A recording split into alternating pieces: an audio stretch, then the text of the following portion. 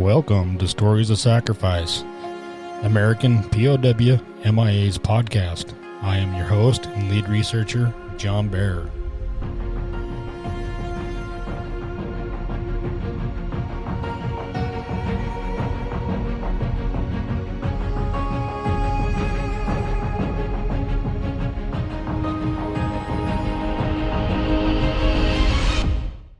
Welcome to today's show. The podcast you're about to hear is a rebroadcast of a previous interview I did with the niece of Sergeant Durrell Tidwell early last year. We wanted to update the podcast about Sergeant Tidwell because we are happy to now say the unknown graves at the Manila American Cemetery that are associated with his remains and the 18 others who were originally buried along with him at the Cabanatuan POW Camp Cemetery in Common Grave 212 has received a disinterment authorization from the Department of Defense. What this means is our forensic genealogy research and making contact with the descendants of the other POW-MIAs who were originally buried together in Common Grave 212. Their families have all provided their family reference sample DNA to the Defense POW-MIA accounting agency, and the remains have been transferred to the DPAA Lab to be identified and sent home to their family for burial, finally under a grave marker that has their own name. This process can take a few years to accomplish, but the families of Cabanatuan Common Grave 212 now have closure. I cannot wait to welcome Sergeant Tidwell home to his family, hopefully later this year. Please sit back and enjoy this rebroadcast of Sergeant Tidwell's story of sacrifice we did with his niece Elizabeth. Thank you for listening. We are joined today by the great niece of Sergeant Durrell A. Tidwell, who served with the 200th Coast Artillery Regiment and died at POW Camp Cabanatuan on 30 July 1942 and is currently buried as an unknown at the U.S. Military Cemetery outside of Manila, Philippines. His family is trying to get him identified and brought home for an honorable burial next to his parents.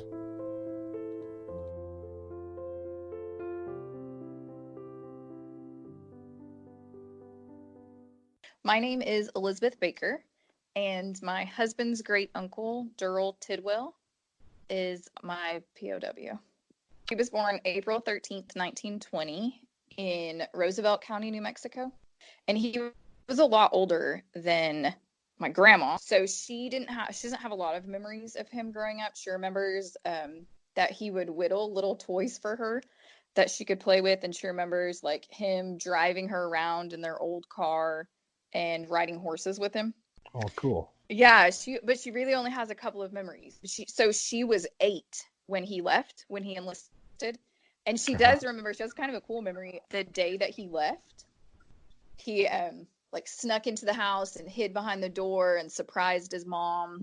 Because I think they didn't think they were going to get to see him before he was shipping out for the war. But he got to come home. So he got to surprise them. And then the next day he had to leave. So she doesn't have a lot of memories because, I mean, like I said, he was a lot older than her. But she remembers him as being like very funny and very kind and always wanting to make everyone around him smile and just being a really good big brother. How old is his sister now? She's 87. Yeah, that other family I'm working with, Frank Kunick, the service member's brother still living, Frank Kunick Sr., and that's about the same age. Really? Yeah. Frank was really young, and when his brother went away to the Philippines too. So she was 8 when he left and 10 when he died. Did he ever write home to the family or send any letters? No, she didn't. She said she doesn't have any recollection of any letters or anything from him once he left.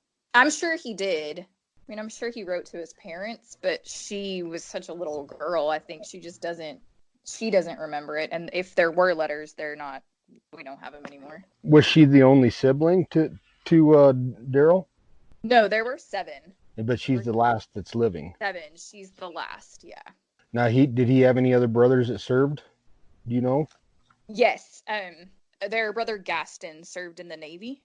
Oh, okay. At around the same time, but he made it home and got married and had kids, and then he was well into his 80s when he passed. So he served. He went in went into the Army. What unit do you serve with? 200th Coastal Artillery. So they're a New Mexico National Guard unit, and Yes. then they were federalized and sent over to the Philippines. I think they were sent over there in June or July of 1941. And I think they took some pretty big losses. They did, and out of all the units that were in the Philippines, they have the most that are actually missing in action. Oh wow! And the most at Cabanatuan that died at Cabanatuan and that are still listed as missing in action. I think there was like 90 something of them. That's crazy. Do you know anything? Like was he ever wounded in action before the fall of the Philippines, or do you know? No, anything? not that I know of. So when they surrendered, he was probably down on the end of the Bataan Peninsula, and so he would have been a part of the Bataan Death March. Yes. Do you know anything about the march or any of that? So the only thing that I know about him and the march was that a guy that was there with him and was liberated from the camp, that was from his unit, told Durrell's parents that he fell during the march and was shot and left in a roadside grave. But now we know that that's not true. And he actually died of dysentery in the camp. Do you know did the family ever say who that soldier was that told him that? And I think his name is Ted Williams. Ted Williams? I'll have to look him up. Wasn't somebody that I don't think it was somebody that they really knew. I think it was somebody that reached out to them after, like, several years later. I'll have to look him up and see if he's still living. Oh yeah, that would be cool.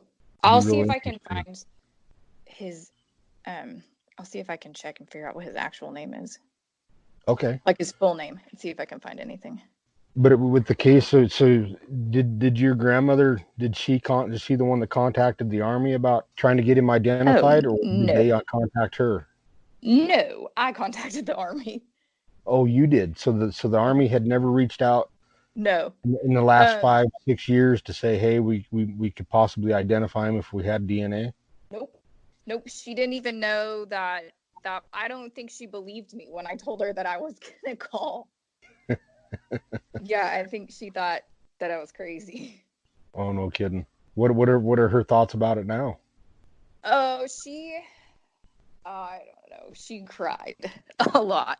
Did she? So in like the 1970s, her and her sisters got money together and bought a grave in their family plot in Dora, New Mexico. And they had a headstone made for him, and they put it on it because she just felt that everybody needs a marker. Otherwise, no one will know that he existed, that he was on this earth. So they had this gravestone made, and there's this empty grave there. Well, nobody knew that it was empty. Like, that was never something that we talked about. Until one day we were talking about it. And she said to me, like, very calmly, she was like, well, honey, he's not there. And I really thought she was on, like, some grandma metaphysical stuff, like, because we were talking about going back to the cemetery, like taking her to the cemetery to visit. And she was like, he's not there. And I thought she was talking about, like, his soul or whatever. And then she told me after that, no, he's really not there because they never brought his body home. Oh, man. And that was the first I'd ever heard of it. That was the first most of our family had ever heard of it. Like, we didn't really know. And oh my God, that tripped me out. That did not sit well with me at all. Right. And I'm a veteran, so I knew a little bit about DPAA's mission, and I was like, nope, I'm calling. Like, I looked him up, and he was listed active pursuit. So I'm like, nope, I'm calling. Like, we're not going to do this. So, but I really think she thought I was crazy. And then when the DNA swabs came in the mail, she was like, are you sure this is going to, like, is this really a thing? So, but then she cried when she found out that, so he was preliminarily ID'd in like the 1950s. He has an X number. Mm-hmm. He's X1805. When she found out that he was in an American cemetery in Manila and he wasn't in the side, because, she had thought for all these years that for 76 years, she thought he was just left on the side of the road somewhere. So when she found out that he was in the American Cemetery in Manila and that there were markers and his name was on the wall, she cried for days. Like, she was so happy. She just said it was like a really big relief to know that he was somewhere. I mean, it would be an even bigger relief to bring him home, but she spent all those years thinking that he had just been dumped somewhere. Yeah, and see, and that's what a lot of these families, that we've contacted, that's what a lot of them think.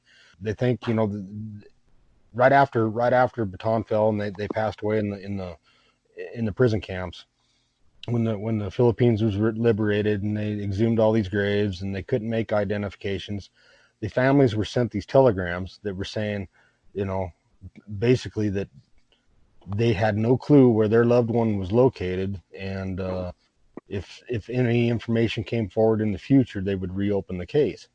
But what the families didn't know is these guys were actually buried in a grave in Manila American Cemetery. They were buried in a grave under a cross that said, that basically says, "Here lies a comrade in arms, only unknown but to God." Mm-hmm. So these families went on for, like you were just saying, 76 plus years now, and they don't realize that, they could get their loved one identified. Yeah. That's the sad part. I don't think our government's done a very good job of making it known that this could happen. For sure. So it sounds like she's kind of excited about it. Oh my God. Yeah.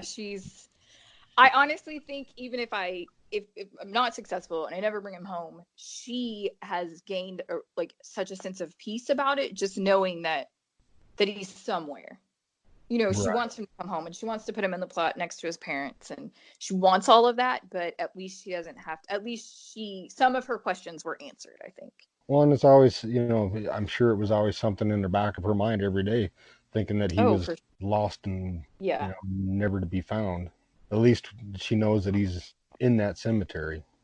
So this is really, I don't know. It really hits home for me because I am a veteran, and Yeah. like the idea of one, let alone thousands of service members left behind, just bothers me. But also because my little brother was really, really, really injured in Afghanistan in 2010, and it was very bad.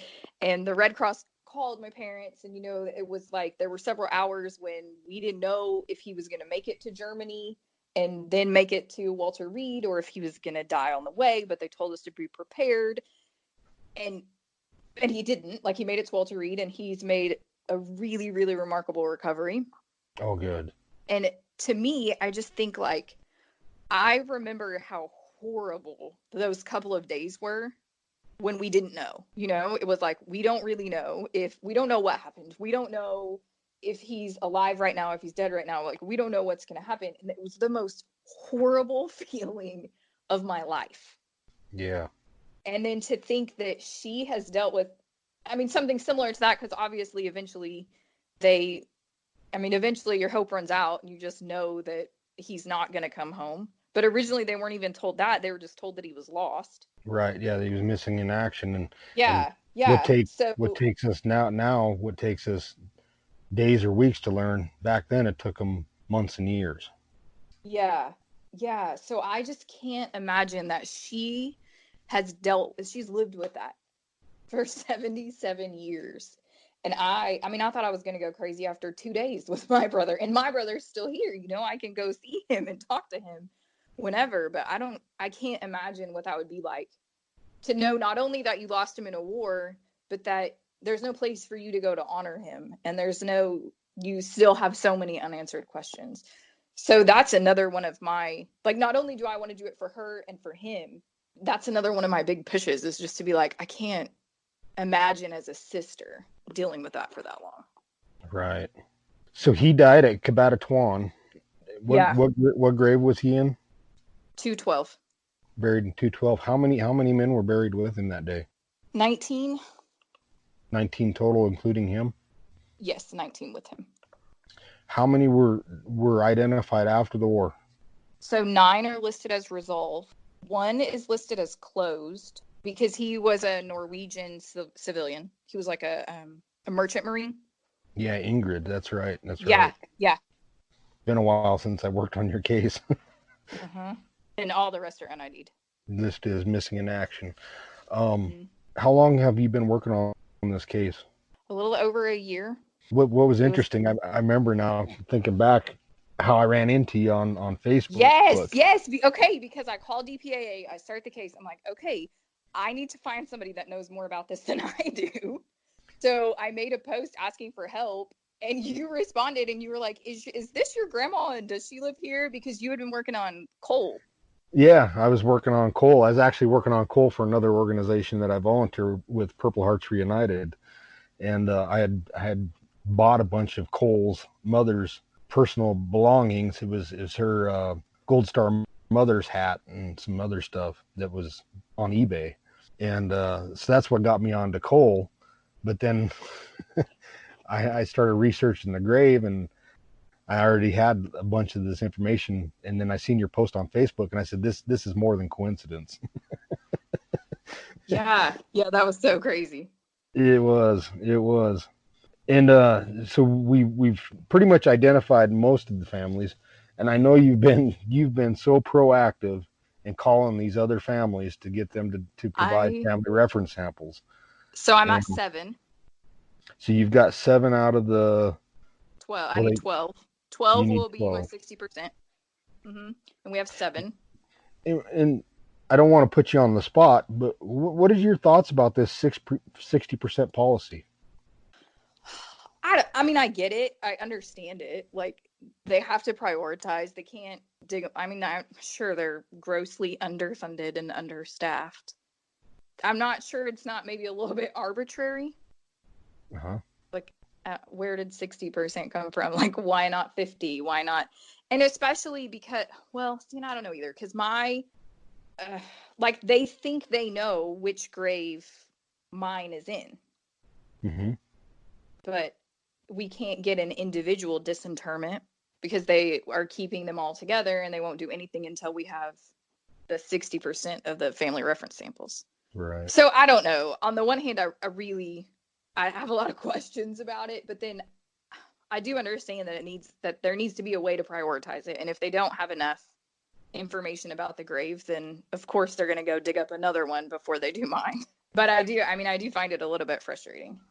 Well, I know a lot of some of the other families that I've been working with, everybody's wanting them to switch to a DNA lead process where they actually exhume the graves and get the service members' DNAs, the POW-MIA's DNA, and then get all that into a database. And then when a family does inquire, they've already got a match. I mean, that would make. But like you said, it does come down to, I mean, that's a big chore in itself, but it does come down to funding and having the available lab space and things like that. And I think the DPAA could do a better job of actually partnering with other organizations and nonprofit agencies to actually get this accomplished. But that's a totally different story.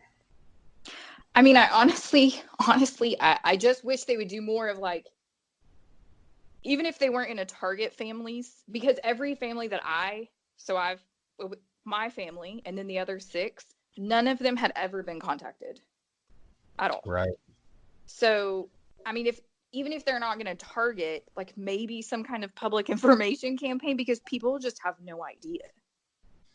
Right. And that's another thing that we've talked about is, for like the Vietnam and Korea MIAs, they actually had a programmer in place where they actually researched them all and went in after the families and got family reference samples. I think, both wars, they're in the 90 percentile of having family reference samples on file. But for World War II, they haven't, and they're under 10%. Oh, I did not know. Last I heard, they were like 6 or 7% is all the DNA they have on file for World War II. Oh. And they need to develop a public program where they actually go target these World War II families. The longer that we sit back here and wait, the longer the DNA in the grave degrades, and they might not get a viable DNA. And the longer that families' memories fade, it's like the Cole family that we were just talking about here a few minutes ago. When you talk to, it was a cousin, and she didn't even realize that Cole was her cousin. Mm-hmm. Oh, that has happened more than once. People are like, oh no, I think you have the wrong family. I have to be like, oh no, ma'am, I assure you I do not. Like, it takes some convincing, number one, that I'm not some crazy psycho person, but also because, I mean, and some of the people that I've found, they're just not, I mean, they're not distant relations, but they're younger, and they never met the person. And if nobody ever talked about them, then, they just don't know that is their family member. Right. And it's just like your grandmother. She never talked about her brother. It's how you he found talked out about him about the like, grave. we knew that he had been in the death march, but I think we all just thought that he had been brought home because there's a grave. So we all, like, nobody ever questioned it. And then one day we were just sitting down talking, and I don't know, she just said that. And I'm telling you, it even took me a minute to realize, like, what she had just said to me. And then I was like, oh, okay, no, I am now obsessed, and we're going to make this happen. Exactly. So how many reference samples are on file now for 7. Okay, there's 7. And you said you needed 12 or 13. Yeah, 12. So I have 5 more. Now these last 5 are proving quite elusive, but yeah, and it's hard, because when you're not the official Army calling. Oh yeah, that definitely makes, I mean, I definitely lead with, like, here is the link to the DPAA profile, and here's the DPAA's number, and I really would prefer you to talk to them than to me, but they're not going to call you, so let me just give you some information. Yeah, it's unfortunate. I just had another case with the 200th Coast Artillery. It was Juan Gutierrez. He was actually identified in 1950. He was sent home and buried at the Santa Fe National Cemetery. Well, through John Eakin's lawsuit, and them exhuming those graves for John's cousin, they determined that Juan Gutierrez was not in his grave in Santa Fe. He was actually in the DPAA Lab in Hawaii. Oh.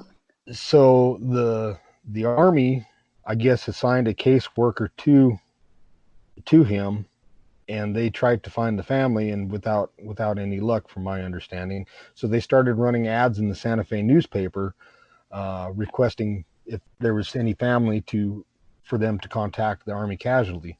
Well, they ran these ads for a few months, and then everything went quiet. Well, here, about a month and a half ago, I read a newspaper article. Actually, I seen it in Stars and Stripes first on Facebook, and then I went to the newspaper article in the Santa Fe newspaper, and the Army and DPAA went to the federal court there and was trying to get that grave in the Santa Fe National Cemetery exhumed, so they could get the remains out of there, so they could actually identify who was in that grave. So I went back to the case real quick, and I actually found the family. The family had moved away from Santa Fe in like 1956, and they moved to Flagstaff, Arizona, and I don't think a caseworker was ever really assigned to that grave, to be honest with you, because any genealogist Would have. with a little know-how would have been able to, because I linked it all to his sister's Social Security death index and all her last names from her marriages. And then found her obituary where she died in 2001, and then the family had put in a thank you in the Flagstaff newspaper, thank you to the certain members of the public for providing services to her and all that other stuff, and it listed the family's name right there in the newspaper. Yeah. And so I went ahead and I typed up an email with all the supporting documentation, and I sent it to Greg Gardner, who is the manager, the branch manager there at the Army Casualty, and said, hey, here's this family. You might want to assign one of your caseworkers to follow up and actually find out who the primary next of kin is and who's authorized to handle the remains and things like that. The official Army deal. Because I don't care who the primary next of kin is. When I do my research, I just make sure they're a viable DNA donor. And I'll let the Army sort out the rest. I kind of disagree with World War II cases having to identify all these certain members of the family. But anyway, I sent that email and I never heard a word back. So about 2 weeks later, I went ahead and I called a stepdaughter that I had identified, and I talked to her, and she said, yeah, that some lady did call her and that she passed them on to the blood family. And so it did get handled, thank God. Yeah. But yeah, it was just a simple case, and I don't understand why they didn't identify this family originally. But anyway, That's, I know you've been very proactive in trying to search out these families and talk to them. And they've been, so I know you've said a lot of them were very surprised when they got the call from you or the email or oh yeah. message. Yeah, but all except for one. There's one family that I contacted that were like, no, we don't want to do anything. We don't want to disturb the grave. Like it's our belief that he is where he is, and that's his final resting place, and we just want to leave him there. But aside from that, everybody else, I mean, they've all been really willing to help. Yeah, and that brings up a great point. When a family thinks that they believe in the sanctity of the grave, and I understand where they're coming from, but what they don't realize is it's not It's going to all happen. of him. It's not all him in that grave. These remains were all commingled, so there's probably 2 or 3 different men, parts and pieces of 2 or 3 different POWs in that grave. And yeah. that's the sad thing. Yeah. I was really disappointed to hear that. But I mean, that's fine. I have 19 and I only need 12. So it's okay that there's 1 or 2 that don't want to participate. Because at least Right. I have more to try to work with. Right. How has the DPAA and the Army Casualty been pretty responsive to you, or? Oh man, I think I am a giant pain to them. Well, I'm pretty sure. hasn't ignored you, have they? No, I'm pretty sure that I'm not easily ignored. I don't really take that well. I'm pretty sure that my case manager just like winces when he checks his email every day and hopes that there's not one from me. For the most part, they've been okay, but they just I don't know, they're kind of crazy about information. Like it took me forever to get a list of the men who have reference samples. So they actually gave you that list, though. They did give me that, yes, but I had to ask and I had to go dig through SOPs and I had to tell them like, no, I don't. It was very much a lot of like, okay, are you saying you're unwilling to do that or you're unable to do that? Like it was a lot of semantics and reading regulations and saying like, okay, there's nothing that says that you can't give me this. This is not a privacy issue because I'm not asking you for the name of the person that gave the sample. But they I'm actually gave asking. you the name of the POWs who do have family reference samples on. Yes. See, and that's Well, another no. thing. No, they didn't. They just give you the numbers. No, I gave them a list of the families that I had contacted, and they confirmed who had samples. Oh, okay. That was like our compromise. Okay. So that you don't know, you only gave them so that you only know of the 7 families. You don't know. Okay. I know the 7 that have samples on file right now. Have you filed a disinterment request? Yes, the individual one. Yes. That you want him exhumed. Yes, but no response. And technically, they're supposed to update you every 30 days. So every week or so, or every few weeks, I send them another email asking for an update. And sometimes they update and sometimes they don't. I mean, I think really a lot of it is just that they don't have anything new to tell me. Like that, it's just a huge process that it has to go through. Right. Boy, it sure be nice to know if they actually have assigned a researcher to this case and if they're actually pursuing the families. Yeah, I have no idea if that's. I don't think so, because I would think that then when I contacted families, they would say like, "Oh yes, somebody already talked to you." It wouldn't be like this is the first time they've ever heard of it. Right. Because in some of these other cases I've ran into where the Army has assigned a genealogist, and I've talked to the families after the Army genealogist calls them. So I just wondered if they actually put your case to a higher priority and assigned a genealogist to the case, and that they're actually working on it. It'd be interesting to know if they did. So I don't think so. That would be awesome, though. Yeah, it would be. It would be, and according to their policy, when a family calls in, or when a family is starting to work on the case, that case gets moved up to a higher priority where they do this. But it doesn't sound like in this case they did it. So, and that's their policy. I mean, maybe they have, and that would be amazing. So, but if they have, I mean, they would have. I would have thought they would have updated you and let you know that in one of the many emails you sent. No, I haven't been told that. Okay. Is there anything that I guess we'll close this a little bit here. Is there anything that you want anybody to know, other than if you get contacted by a family or a genealogist, please provide FRS family reference samples? Yes, it's not a scam. It's not anything, and it's not crazy, and it's real. I mean, we can't leave them over there. Like, can't be known, but only to God for 76 more years. Like, we got to do something to bring them home. I agree. Well, I want to thank you for getting on here and doing this with me. It's kind of tough, when you have to talk about it sometimes.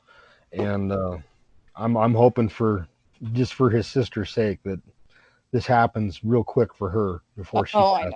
I know. Definitely. Because even if they exhume the grave today, it'd still be a few years down the road before they even make an identification, unfortunately. Yeah, I know. It's a very, very long process. It is. So. It definitely is. So, well, Elizabeth, I want to thank you for doing this, and thank you for your service and your brother's service. And please let him know that for us. Okay, I will.